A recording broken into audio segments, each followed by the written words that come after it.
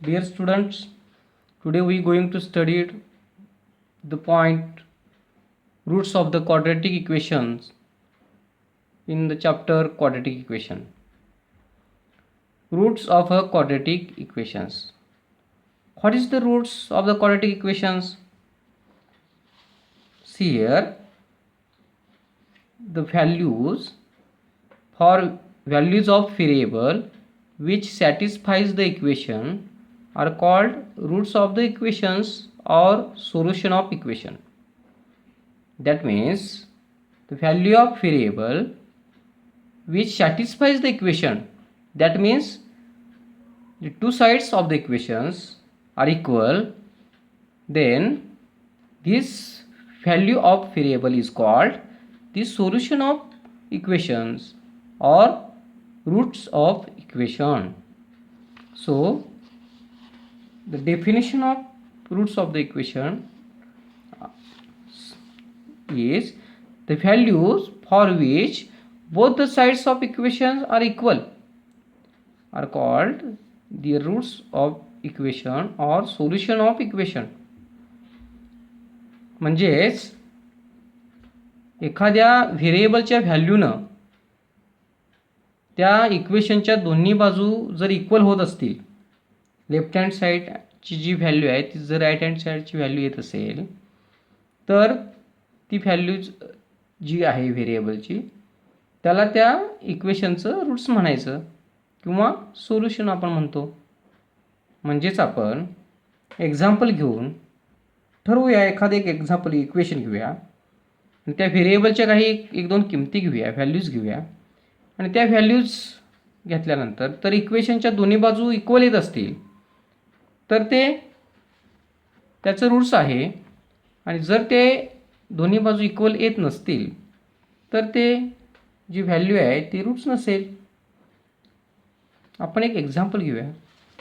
See here, for example, determine whether m is equal to 2 and m is equal to 5 upon 2 are the roots of the equation 2m square minus 5m is equal to 0. This is the quadratic equation and we should have to find out the values of m are the roots of the equation or not. So see here, first put m is equal to, पहिल्यांदा m is equal to 2 घेऊया. m ची value 2 घेऊन त्या इक्वेशनमध्ये ठेवून पाहूया. mच्या ठिकाणी त्याच्या दोन्ही बाजू इक्वेशनचे इक्वल होतात का पाहूया. m is equal to 2 in equation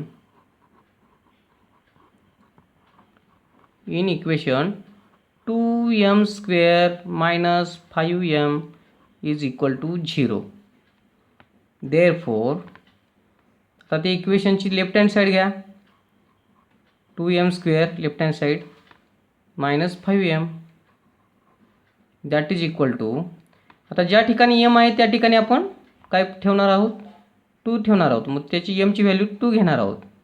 म्हणजेच काय होईल, 2 in bracket 2 square minus 5 in bracket m ची व्हॅल्यू 2 आहे, 5 into 2 that is 2 into square of 2 that is 4 minus 5 into 2 10 that is equal to 2 into 4 8 minus 10, 8 minus 10 that is minus 2.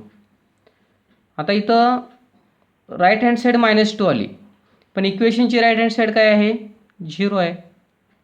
म्हणजे left hand साईडची किंमत 0 आलेली नाही आहे. म्हणजेच दोन्ही साईड इक्वल झाल्यात का, तर नाही आहेत. म्हणजेच काय, तर याची किंमत राईट हँड साईडची 0 आहे. Therefore -2 is not equal to 0. हे दोन्ही बाजू समान नाही आहेत, म्हणून देअरफॉर दोन्ही बाजू समान नाहीत, त्यामुळे काय होईल, तर ती व्हॅल्यू आहे का m इज इक्वल टू 2 हे रूट आहे का त्या इक्वेशनचं, तर नाही आहे. कारण त्यानं त्या इक्वेशनचं सॅटिस्फिक्शन झालेलं नाही आहे. इक्वेशन सॅटिस्फाईज न झाल्यामुळं या ठिकाणी ती व्हॅल्यू होणार नाही आहे. म्हणून therefore m is equal to 2 is not root of the given equation. Okay. आता m ची सेकंड व्हॅल्यू आहे ती बघूया आपण. m ची सेकंड व्हॅल्यू काय आहे? m ची सेकंड व्हॅल्यू बघा. What is the next value of m? तर दुसरा आपण घेऊया. Put m is equal to 5/2. दुसरी व्हॅल्यू घेऊन बघूया आपण. In the equation